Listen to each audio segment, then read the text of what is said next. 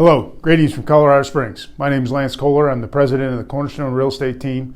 Today I'd like to provide you a legislative update on some of the bills that were passed in the most recent legislative session that will go into effect or are already in effect, and they're related to property management. There were 5 bills that were passed that have an impact or will have an impact on property management in Colorado Springs.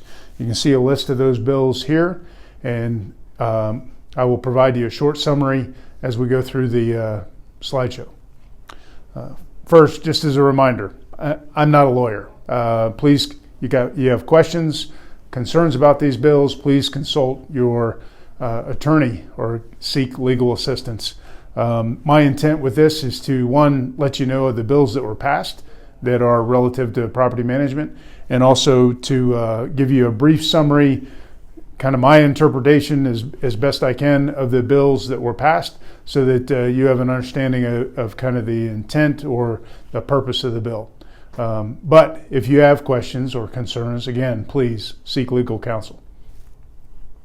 First, I'd like to talk about House Bill 20-1009, suppressing court records of eviction proceedings. And so what this bill reads is that court records related to eviction proceedings or action for termination are suppressed.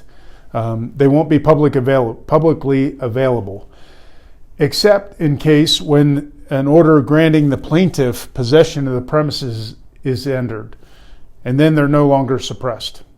So as I read that, and the way I understand that is if a plaintiff, typically the landlord, is granted possession of the premises during the eviction proceedings, then those records will not be suppressed. So if you screen for evictions when you're doing your tenant screening, and that tenant was evicted, meaning that they went to the magistrate or went to court and the landlord filed for possession and was given possession, those records should not be suppressed.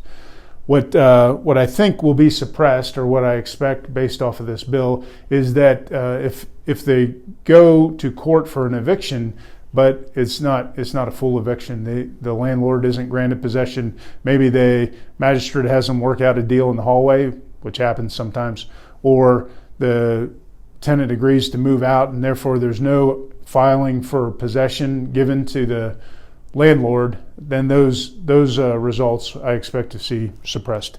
And this is effective 1 December of this year, 2020. Second bill is House Bill 20-1332, Source of Income Bill. What this bill states is that discrimination based on source of income is not permitted. An example of that's given in the bill would be if a source of income is government or private assistance programs. In short, here in Colorado, that would be Section 8 would be one of those programs, assisted housing vouchers. As it stands right now in Colorado, there are certain jurisdictions where it is prohibited to discriminate against source of income, but for the state, it is not. This bill will change that, so you would not be able to prevent someone from leasing your property just based on their source of income. So if they have Section 8, you can't discount that. There are exceptions for owners, landlords of 3 properties or less, or 5 properties or less. There's some wording in there for each of those, what you can and can't do. So I'd encourage you to read the actual act or seek legal counsel. I'm not a lawyer. This goes into effect 1 January 2021, unless I guess it's going to be on the ballot in November. So it could be approved in the general election, and then it would be effective immediately, I believe, or very close after the election. Third bill, House Bill 20-1410, COVID-19 related housing assistance. What this is, this bill is assistance for individuals that are impacted by COVID-19, and there's a process by which the tenant or the landlord can apply for assistance. Really what this bill does is it describes how they're going to allocate funds that are provided from the Federal CARES Act, which again was in response or assistance for the COVID-19 pandemic. funded by the CARES Act. It was approved on the 22nd of June when the governor signed it. Senate Bill 20-211, limitations on extraordinary collection action.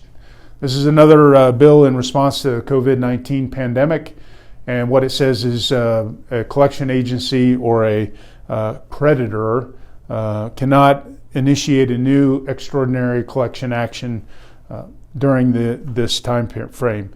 And this is went into effect on 29 June 2020 when the governor signed it. It is good through 1 November 2020 right now, and it can be extended out to 1 February of 2021. Senate Bill 20-224, landlord prohibitions on tenant citizenship status. In effect, this bill created the Immigrant Tenant Protection Act, and it prohibits landlords from engaging in certain housing practices or related activities based on immigration or citizenship status of a tenant. That's how it reads at the very beginning of the bill. My understanding of that is that you cannot prevent somebody from leasing your property based on their immigration status or lack thereof. It's effective the 1st of January of 2021. We're still waiting for maybe some more legal clarification on what this bill means to tenant screening process. As I understand it from reading the bill, you are still allowed to have your established tenant screening process. You just cannot include citizenship or immigration status as one of those criteria that you would screen off of. I hope this is of value to you. I hope this information helps you understand the new bills or makes you aware of the new bills that were passed, and a brief summary of the bills as we understand them right now. If you have any questions, please feel free to reach out to us at our office or on our website, call cornerstone.com. Thank you again. Have a great day.